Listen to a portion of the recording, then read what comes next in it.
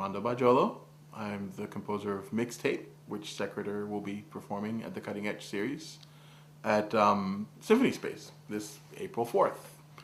I'm a composer living outside of Washington, D.C., and I am the artistic director and founder of Great Noise Ensemble in Washington, D.C.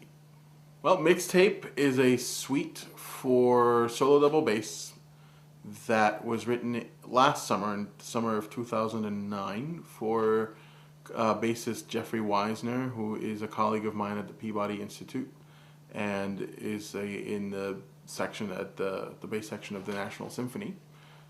Jeff is a phenomenal performer who has taken it almost single-handedly upon himself to expand, at least locally, the double bass repertoire. He does a lot of commissioning, either through grants through Peabody or out of his own pocket when he can, for pieces, and he's a huge advocate for new music, performing at least one concert a year of all new music for double bass. And this piece was commissioned for a recital he did at the Peabody Institute in Baltimore last year.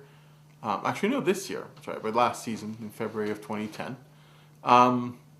The commission was an interesting one. He wanted me to use, originally it was supposed to be for bass and electronics, but the electronics, I just wasn't feeling it. Electronics and I don't have a real cozy relationship. I'm sort of easing back into it after many years now with a piece for a different performer. That's more up my alley. Just writing for tape and an instrument isn't really what I'm used to. But so the idea quickly became just a solo double bass piece. But he wanted to use music from when we were both young, when we were both adolescents or older children back in the 80s. Yet Jeff's a couple of years older than me, but not much. We're the same generation.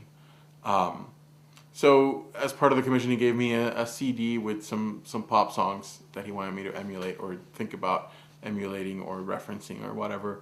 Out of those, actually, I ended up choosing just one, and then taking the project into a different direction where each piece in the suite, it's 6 movements, each one more or less corresponding to a movement from a Baroque dance suite.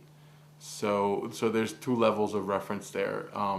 The stylized art dances of the 18th century and sort of stylized art dances of today, I guess. It's sort of trying to meet these 2 different, very disparate traditions in the middle.